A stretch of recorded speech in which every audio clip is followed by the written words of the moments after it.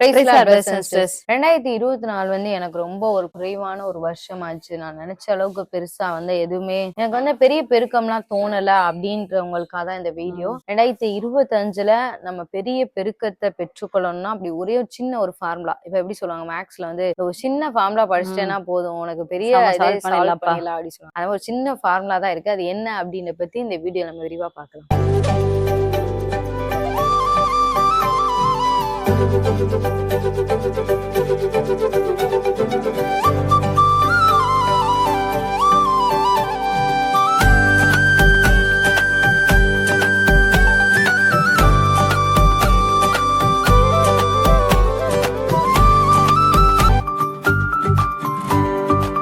ஒரு வசனம் எங்களுக்கு ரொம்ப பிடிச்ச வசனம். சங்கீதம் 32:8 இருக்கு. நான் உனக்கு போதித்து நீ நடக்க வேண்டிய வழியை உனக்கு காட்டுவேன், உன்மேல் என் கண்ணை வைத்து உனக்கு ஆலோசனை சொல்லுவேன். 2016ல வந்து ஆண்டவர் எனக்கு கொடுத்த வாக்குத்தத்தம் இதான். சபையில வந்து ஒருத்தவங்களுக்கு கார்டு தருவாங்கல்ல, அந்த மாதிரி வந்த வாக்குத்தத்தம் இதான். எப்பயுமே எல்லா வருஷமே நாங்க ரொம்ப எக்ஸ்பெக்ட் பண்ணி தான் போவோம் இந்த வாக்குத்தத்தம். ஏன்னா நாங்க அதை ருசிச்சவங்க. வாக்குத்தத்தத்தை பத்தி கிண்டல் அடிக்கிறவங்க இந்த உலகத்துல நிறைய பேர் இருக்காங்க. ஆனா வாக்குத்தத்தத்தை ருசிச்சவங்களுக்கு தான் அது தெரியும் வந்து எவ்வளவு அந்த வாக்குத்தத்தம் நம்ம வாழ்க்கையில வந்து செய்யும் அப்படின்னு சொல்லி. அப்ப அதை நாங்க வந்து ஒரு 100% ஆண்டவர் பேசுறதா தான் நினைப்போம். துளி அளவு கூட சந்தேகப்படாம நாங்க நினைப்போம். அந்த வருஷத்துல ஆண்டவர் சொன்னது இதான். உண்மையில் என் கண்ணை வைத்து உனக்கு ஆலோசனை சொல்லுவேன். இதான் சிம்பிளா. அப்ப நான் எதிர்பார்த்தது இது கிடையாது. நான் எதிர்பார்த்தது வேற ஏதாவது தான் எதிர்பார்த்தேன்.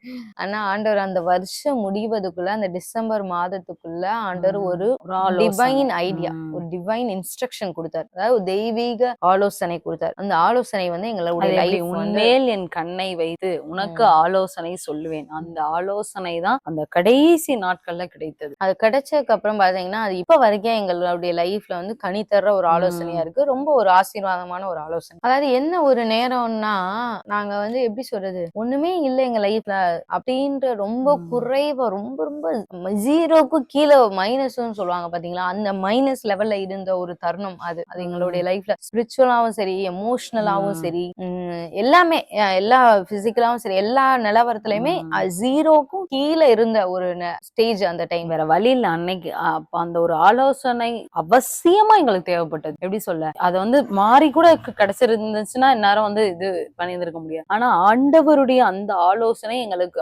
அவசியமா தேவைப்பட்டது.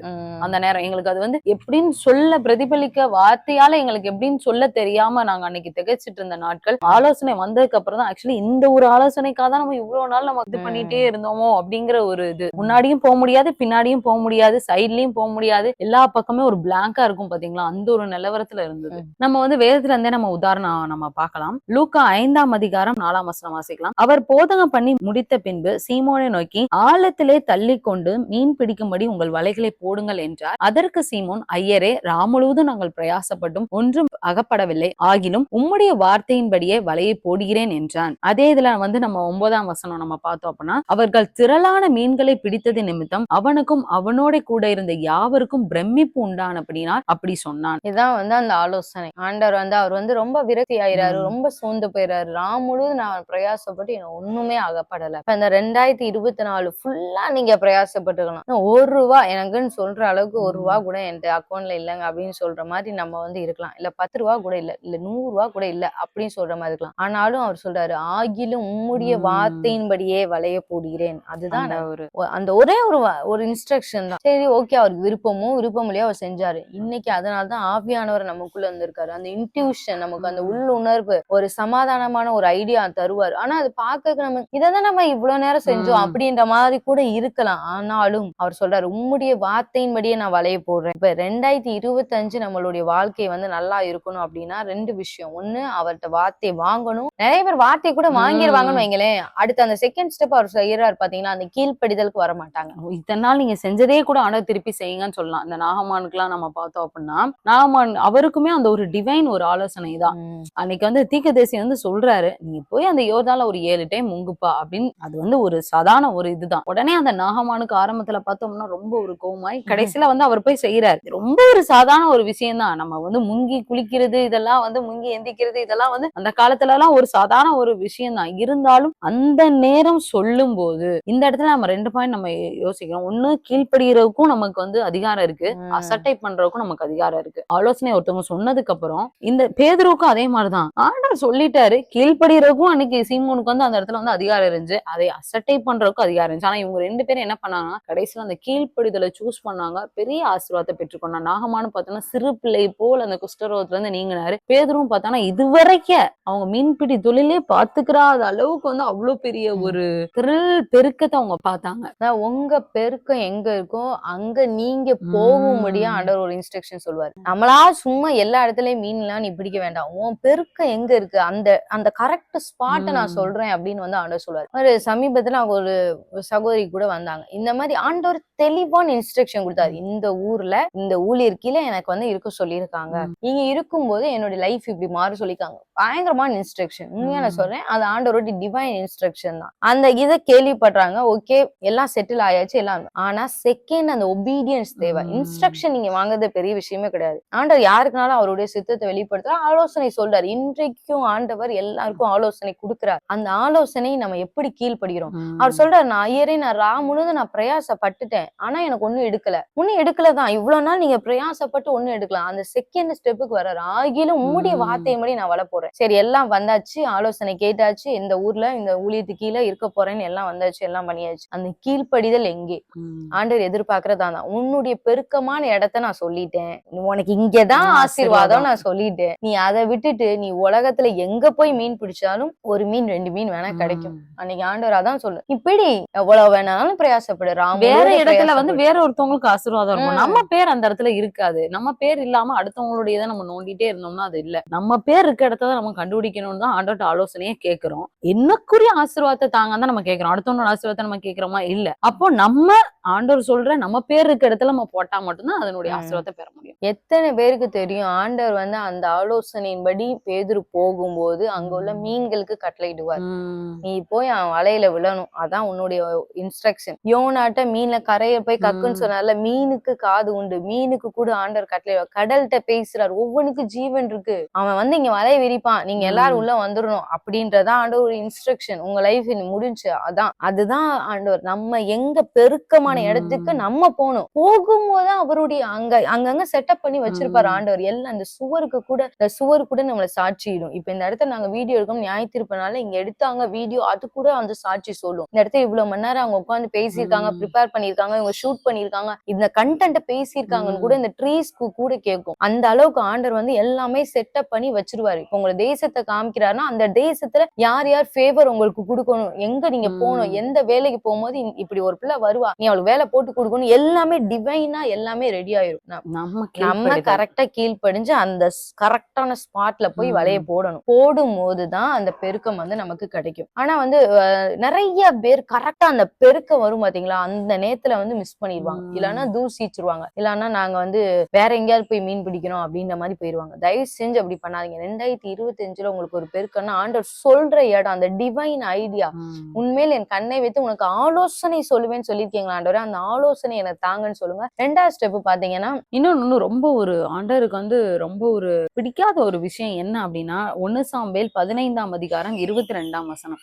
அதற்கு சாமுவேல், கர்த்தருடைய சத்தத்திற்கு கீழ்ப்படுகிறதை பார்க்கிலும் சர்வாங்க தகனங்களும் பலிகளும் கர்த்தருக்கு பிரியமாயிருக்கும், பலியை பார்க்கிலும் கீழ்ப்படுதலும் ஆட்டுக்கடாக்களின் நினத்தை பார்க்கிலும் செவி கொடுத்தலும் உத்தமம். இது நம்ம பார்த்தோம் அப்படின்னா உண்மையாலுமே இதுதான் உண்மை. அவருடைய சத்தத்துக்கு நம்ம கீழ்ப்படியணும். அவர் ஒரு ஆலோசனை சொல்லிட்டாருன்னா அதை கீழ்ப்படியும். அதை மேனேஜ் பண்றதுக்காக நம்ம இந்த பலி செலுத்துவோம். இவ்வளோ ஏன் நீங்க ஆயிரக்கணக்கான லட்சக்கணக்கு கோடிக்கணக்கில் கூட நீங்க ஆண்டவருக்கு பலி செலுத்துங்க. ஆண்டவருக்கு வந்து நீங்க காணிக்க இறைங்க, காணிக்கை செலுத்துங்க, சோத்திர பலி செலுத்துங்க, உபவாசம் போடுங்க. அவர் சொல்லிட்டானா ஸ்டெப் செய்யணும். அதுதான் வந்து ஆண்டவர் அதான் பலியை பார்க்கலும் கீழ்ப்படுதலும் ஆட்டுக்கடாக்களின் இனத்தை பார்க்கலும் அவர் சொல்றதுக்கு செவி கொடுத்தலும் உத்தமம். இந்த ஒரு ஆலோசனை சொல்லிட்டாருன்னா தயவு செய்து அந்த ஆலோசனையை கீழ்ப்படிய நம்ம பார்க்கணும். ஒருவேளை உங்களுக்கு வந்து அன்னைக்கு பேதுரு மாதிரி அன்னைக்கு நாகமான் மாதிரி ஒரு குழப்பமா ஒரு சூழ்நிலை இருக்கலாம். என்னையா இது இது இது எப்படி, ஏன்னா இதே இதுலதான் நானே நிக்கிறேன், இதை போய் திருப்பி இது பண்ணுங்களேன் அப்படின்னு சொல்ற அதே ஸ்டேஜ்ல இருக்கலாம். ஆனா அதே ஸ்டேஜ்லயும் நீங்க திருப்பி அதே செய்யுங்க. அவர் என்ன சொல்லியிருக்காரோ, ஏன்னா அந்த இடத்துல பேதுருக்கு வந்து அந்த ஆழம், அந்த ஆழம்ங்கிற வார்த்தை வந்து அவருக்கு வந்து அதான் கோட் வேர்டு. ம். இந்த ஆழம் அவருக்கு தெரியும், கடலுடைய ஆழம் எங்க ம். இருக்குன்னு சொல்லி. அதான் கோட் வேர்டு. நீ அந்த இடத்துல தான் பெருக்கம்னா அங்கதான் கிடைக்கும். நீங்க உலகத்துல வேற எங்க சுத்தினாலும் கிடைக்காது. இந்த அது இடத்துல மாதிரி நாகமானுக்கும் பார்த்தோம் அப்படின்னா உலகத்துல எவ்வளவோ நதி இருக்கு. அவரே சொல்றாரு, இந்த இஸ்ரவேல் தனியை விடவா எங்க ஊர்ல இருக்க தனியை விடவா இங்க தண்ணி இப்படி இருக்கு இந்த இதுல. அவருக்கு அந்த யோர்தான் நதியில 7 டைம் சுகம் தான். வேற எங்க போனா சுகம்டா. உனக்கு யோர்தான் தான் சுகம்னா அங்கதான் உனக்கு சுகம் கிடைக்கும். அவர் இனி 20 வருஷம் கழிச்சு போயிட்டு 20 வருஷம் கழிச்சு ஒரு தீர்க்கதரிசி சொன்னாருப்பா, நான் வேணா யோர்தானுக்கு போனா 20 வருஷம் கழிச்சு அந்த யோர்தான்ல 7 டைம் எப்ப முங்குறாரு அன்னைக்கு அவருக்கு சுகம். இதே மாதிரிதான் வந்து நம்ம ஆண்டவருடைய வார்த்தைக்கு, அவருடைய சத்தத்துக்கு நம்ம கீழ்ப்படிஞ்சு செவி கொடுக்கும் போதுதான் நம்மளுடைய ஆசீர்வாதத்தை நம்ம பெற முடியும். இந்த இடத்துல பாருங்களேன், ஆண்டவர் வந்து நியாய தீர்ப்பு வந்து சவுல் ராஜா அவர் ஏற்கனவே ஒரு பொசிஷன் தான் இருக்காரு. நீங்க நினைக்கலாம் நான் ஏற்கனவே நல்லா பொசிஷன் தான் இருக்கேன். பொசிஷன்ல இருந்தாலுமே நீங்க ஆண்டவருடைய வார்த்தையை நீங்க கேட்டுதான் ஆகணும். இது ஏதோ கீழே உள்ளவங்களுக்கு மட்டும் கிடையாது. நீங்க எந்த ஸ்டேஜ்ல இருந்தாலும் கீழ்ப்படுதல் ரொம்ப முக்கியம். ஆண்டவர் சொல்றாரு, 2 பண்ணுதல் பில்லி சூனிய பாவத்துக்கும். நம்ம பில்லி சூனியெல்லாம் யாருக்கும் வைக்க தேவையில்ல. ஆண்டவருடைய வார்த்தை இப்படி இப்படி இப்படி செஞ்சாலே நம்ம பில்லி சூனிய பாவம் தான். முரட்டாட்டம் பண்ணுதல், முரட்டாட்டம் அவர் ஒண்ணு சொல்ல நம்ம ஒண்ணு செய்ய. முரட்டாட்டம் படுத்துதல் வந்து எதுக்கு சரியா இருக்குன்னு சொல்றான்னா, விக்கிரக ஆராதனைக்கும் அவ பக்திக்கும் சரியா இருக்கு. நம்ம போய் விக்கிரகம்னா ஏதோ அங்க போய் சிலைகளை வழிபடுறதா விக்கிரகம் நினைக்காதீங்க. ஆண்டவர் வார்த்தைக்கு முரட்டாட்டம் பண்ணிட்டாலே அது விக்கிரக ஆராதனைக்கும் சரியா இருக்கிறது. ஈக்குவல் டு 2 மனிதல் ஈக்குவல் டு பில்லி சூனிய பாவம். முரட்டாட்டம் ஈக்குவல் டு விக்கிரக ஆராதனை.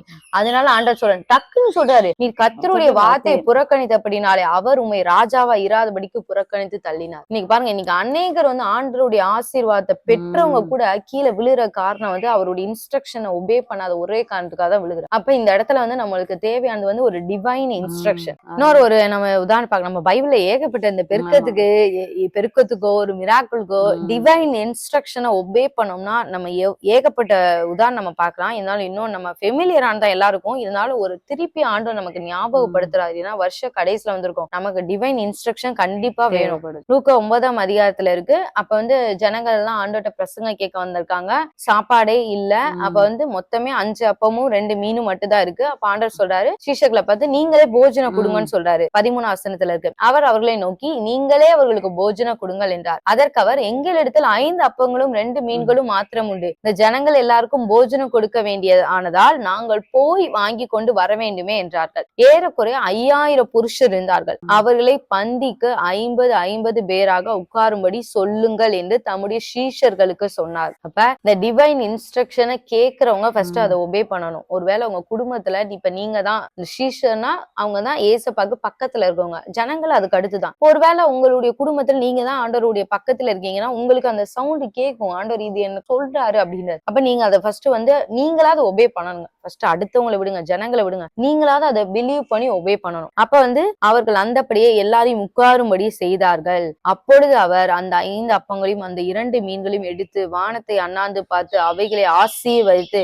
பிட்டு ஜனங்கள் முன் வைக்கும்படி சீஷர்கள் எடுத்து கொடுத்தார். எல்லாரும் சாப்பிட்டு திருப்தி அடைந்தார்கள். மீதியான துணிக்கைகள் 12 கூடை நிறைய எடுக்கப்பட்டது. இந்த இடத்துலதான் ஆண்டவர் ஒரு பெரிய அற்புதம் செய்தார். அந்த டிவைன் இன்ஸ்ட்ரக்ஷன், அவர்கள் பந்திக்கு 50 பேரா 50 பேரா உட்கார வைப்பா, இதான் ஆண்டவரோட இன்ஸ்ட்ரக்ஷன். நீ உட்கார வை, அமைச்சது நான் பாத்துக்கிறேன் அப்படின்னு. இன்னைக்கு ஆண்டவர் நம்மளுடைய வாழ்க்கையில அதுதான் வந்து செய்ய விரும்புறார். ஒருவேளை உங்க குடும்பத்தை ஆர்டர் பண்ண, உங்க குடும்பம் ஒரு கசகசன்னு இருக்கலாம். எல்லா ஜனங்களையும் அடுத்து என்ன செய்ய போறோம், அடுத்து என்ன செய்ய போறோம், புலம்பலாம், தவிக்கலாம். அடுத்த வேளை சாப்பாடுக்கு என்ன செய்ய போறோம் யோசிக்கலாம். சீஷர்கள்ட்ட ஆண்டவர் இது மட்டும் தான் சொன்னார், போய் 50 உட்காரு வை அப்படின்னு சொன்னார். அப்ப அதை விசுவாசி முதல் சீஷர்கள் ஃபர்ஸ்ட் ஸ்டெப் எடுத்து வைக்கிறாங்க. அப்ப ஆண்டவருடைய சத்தத்தை நீங்க தான் உங்க குடும்பத்துல கேட்கீங்க, நீங்க விசுவாசி அதை செய்யுங்க. செய்யும் போது ஆண்டவர் அடுத்து பின்னாடி உள்ளவங்க வராங்க. அதுக்காக ஜனங்கள் யாரும் முன்னும் ஓப்பா இந்த 5 அப்பத்தையும் 2 மீனையும் வச்சுட்டு யாருப்பா இங்க உட்காந்து சாப்பிடும் அப்படின்னு நினைச்செல்லாம் போகல. உங்களுடைய வாய்ஸ்ல ஒரு அனாயிண்டிங் ஆண்டவர் அனுப்புவார். அந்த அனாயிண்டிங் அனுப்புவார். நான் சொன்னேன்ல ஒரு சகோதரி, அந்த சகோதரி தான் அந்த இன்ஸ்ட்ரக்ஷன் கேட்டவங்க. அப்ப அவங்களாவது அதை விசுவாசிச்சு ஆண்டவர் எனக்கு இந்த இடத்த சொல்லியிருக்காரு, இந்த இடத்துல நான் வந்து ஸ்பெசிபிக்கா எனக்கு இன்ஸ்ட்ரக்ஷன் வந்துருச்சு அப்படின்னு சொல்லி முழு இருதயத்தோட விசுவாசிக்கும் போது அந்த வாய்ஸ்ல ஒரு அனாயிண்டிங் ஆண்டவர் கொடுப்பாரு. கொடுக்கும் போது 50 பேரை உட்காருங்க எல்லாரும் அப்படின்னு வந்து சீஷர்கள் வந்து சொல்லும் போது ஜனங்கள் உட்காருவாங்க. ஏன்னா அது ஒரு அனாயிண்டிங்கோட வரும். அப்ப அந்த சகோதரிக்கு ஆண்டவர் வந்து அவங்க ஃபர்ஸ்ட் லிசன் பண்ணணும். அந்த 4 பேர் ஒரு குடும்பம் குடும்பத்துல 6 பேர் இருக்காங்க அப்படின்னா எல்லாத்தையும் ஆண்டவர் வந்து பேசலாம். ஆனா எல்லாத்தையும் கேட்கறதுக்கான கெப்பாசிட்டி இருக்கணும். அப்ப அந்த சகோதரிட்ட தான் ஆண்டவர் பேசியிருக்காரு. அப்ப அவங்கதான் ஃபர்ஸ்ட் ஸ்ட்ராங்கா இருக்கணும். என்கிட்ட ஆண்டவர் பேசிட்டாரு, நம்ம இங்கதான் உட்காரணும், இங்க உட்காருங்க, எல்லாரும் வரிசையா உட்காருங்க, ஆண்டவர் நமக்கு ஒரு பெருக்கத்தை தருவார் அப்படின்னு சொல்லும் போது அவங்க வாய்ஸ்ல ஒரு அனாயிண்டிங் வரும். அந்த கேட்கிறவங்களுக்கே இங்க வந்து தடுமாற்றம், செய்யலாமா வேண்டாமா, ஆண்டவர் சொன்னது நடக்குமா நடக்காதா அப்படின்ற மாதிரி அப்படியே சீஷர்கள் அன்னைக்கு அவங்க ஐயோ அப்படி இது பண்ணியிருந்தாங்கன்னா அவ்வளவு பெரிய பெருக்கத்தை பார்த்திருக்க முடியாது. இன்னைக்கு டிவைன் இன்ஸ்ட்ரக்ஷன், எனக்கு ஒரு தெய்வீக ஆலோசனை வேணும் ஆண்டவரே கேளுங்க. அந்த தெய்வீக ஆலோசனை பெறவங்க கீழ்ப்படிய முயற்சி பண்ணுங்க. ஏன்னா முயற்சி அப்படிங்கறத தாண்டி கீழ்ப்படிங்க, கண்டிப்பா கீழ்ப்படிங்க. ஏன்னா உண்மையாமே இது முயற்சியே எடுக்கிற விஷயம் கிடையாது. ஒன்ஸ் நீங்க பிசகிட்டீங்கன்னா சவுல் ராஜா மாதிரிதான். அவர் வந்து நீர் அவருடைய வார்த்தை புறக்கணித்தபடினாலே உண்மை ராஜாவா இராதபடிக்கு அவரும் உண்மை புறக்கணித்தார். ரொம்ப ஒரு கடினமான ஒரு வார்த்தை. அதை நினைச்சு பார்த்தோம்னா எப்படி அதை நினைச்சே பார்க்க முடியல. அப்படி ஒரு கடினமான, அது ஒரு நம்ம பார்க்கும்போது ஒரு சின்ன கீழ்ப்படியாமை தானே அப்படின்னு. ஆனா ஆரம்பத்துல இருந்து பாருங்களேன், ஆதாம் ஏவாள்ல இருந்து ஒவ்வொரு முறை ஆண்டவர் தண்டிச்சது வந்து கீழ்ப்படியாமையா தான் இருக்கும். அப்ப நம்ம டிவைன் இன்ஸ்ட்ரக்ஷன் வாங்குற நீங்க உங்க குடும்பத்துல நீங்க தான் இன்ஸ்ட்ரக்ஷன் வாங்கினா தயவு செஞ்சு 100% கீழ்ப்படிங்க. கீழ்ப்படியும் போதுதான் பெருக்கத்தை பார்க்க முடியும். அதை விட்டுட்டு ஆண்டவர் சொல்லாத எல்லா இடமும், இப்ப நானே இந்த 5000 பேருக்கு நான் போய் சுட்டு தரேன், இல்ல நான் போய் ஏதோ ஒரு கடையில வாங்கி தரேன்னா நம்ம சாத்தியமே ஆகாது. அது மாதிரி ஆழத்துல நான் போடாம நான் வேற எங்கேயாவது போய் மீனை போடுறேன்னா ஆகாது. அந்த இடத்துலதான் உங்க ஆசீர்வாதம் இருக்கு. அந்த மீன் தான் உங்க வலையில வந்து விழுகும். ஏன்னா அந்த மீனுக்கு ஆண்டவர் கட்டளையிட்டு இருக்காரு. இந்த இடத்துல அந்த 5 அப்பம் 2 மீன்ட்டையும் ஆண்டவர் சொல்லிட்டாரு, நீ பெருகிதான் ஆகணும். ஏன்னா இந்த ஜனங்கள் வந்து உன்னை மூலமா போசிக்க போறேன். 5 அப்பம் 2 மீனும் ஒரு வார்த்தை கேட்கும், உணவு கூட கேட்கும். ஏன்னா ஆண்டவர் மன்னாவினாலும் போஷிச்சாரு. வானத்துல இருந்து மன்னா விழுந்தா விழுகும். இது எல்லாத்துக்கும் ஜீவன் இருக்கு. எல்லாருமே ஆண்டவருடைய வார்த்தையை லிசன் பண்ணும். அப்ப மாதிரி நம்மளும் அதுக்கேத்த மாதிரி போகணும். இந்த ஸ்பிரிச்சுவல் வேர்ல்டோட நம்ம கனெக்டா இருக்கும். இதுக்கேத்த மாதிரி ஆண்டவர் ஒரு ப்ரோக்ராம் பண்ணி வச்சிருக்காரு. எப்படி ஐடி டிபார்ட்மெண்ட்ல எல்லாருமே வந்து அந்த ப்ரோக்ராமோட தான் ஒர்க் பண்ணுவாங்க. நீங்க குடுக்குறீங்க ஒரு ப்ராஜெக்ட் குடுக்குறீங்கன்னா ஃபர்ஸ்ட் அவங்க ப்ரோக்ராம் பண்ணிடுவாங்க. ஒரு ரோபோட்டே இருக்குன்னு வைங்களேன், அதை ஃபர்ஸ்டே ப்ரோக்ராம் பண்ணும். ஏன் நம்ம வச்சிருக்க போனே ப்ரோக்ராம் தான், எல்லாமே ப்ரோக்ராம் பண்ணி தான். அந்த மாதிரி ஆண்டவர் எல்லாத்தையும் ப்ரோக்ராம் பண்ணி நீட்டா வச்சிருப்பாரு. நம்ம ஜஸ்ட் என்ட்ரி கொடுத்து அவர் சொன்ன இடத்துல நம்ம இருந்தோம்னா போதும், எல்லாமே ஆட்டோமேட்டிக்கா அது வேலை செய்யும். ஏன்னா கீழ்ப்படியாம போயிட்டோம் அப்படின்னா அதனுடைய இன்ஸ்டன்ட் வந்து அது நம்ம நினைக்கலாம், கீழ்ப்படியாம போயிட்டோம் அப்படின்னா நமக்கு வந்து நம்மளுடைய வாழ்க்கை நல்லா இருக்கும், இது ரொம்ப இதா இருக்கு, இதை நம்ம எப்படி செய்யணும். கண்டிப்பா அவருடைய ஆலோசனை நம்ம கீழ்ப்படியாம போயிட்டோம்னா நம்மளுடைய வாழ்க்கை வந்து சரிஞ்சிருச்சுன்னு நினைச்சுக்கோங்க.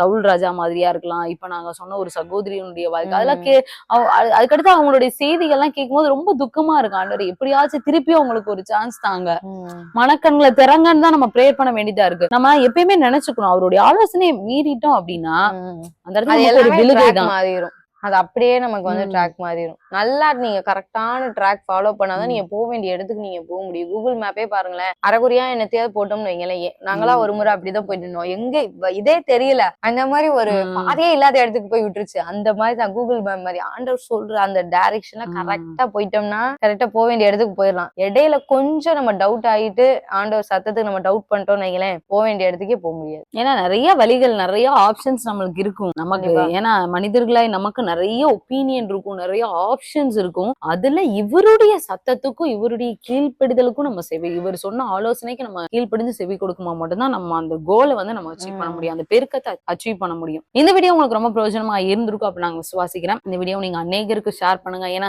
இந்த ஒரு விஷயத்துல தவற விட்டு நிறைய பேர் வந்து கீழே விழுந்தவங்க அநேகர் இருக்காங்க. இந்த விஷயத்த கை கொண்டு பெருக்கத்தை பெற்றவர்களும் நிறைய பேர் இருக்காங்க. இதுல ஆப்ஷன் வந்து நம்ம கையில தான் இருக்கு. அவர் சொல்ற ஆலோசனை கேட்டு நம்ம கீழ்ப்படிஞ்சு நடக்கும்போது நிச்சயமா பெரிய பெருக்கம் இருக்கும். இந்த வீடியோ நீங்க அநேகருக்கு ஷேர் பண்ணுங்க. இந்த சத்தியம் தெரியாதவங்க பிரயோஜனமா இருக்கும். மீண்டும் அடுத்த ஒரு வீடியோல உங்களை சந்திக்கிறோம். கர்த்தர் உங்களை ஆசீர்வதிப்பாராக.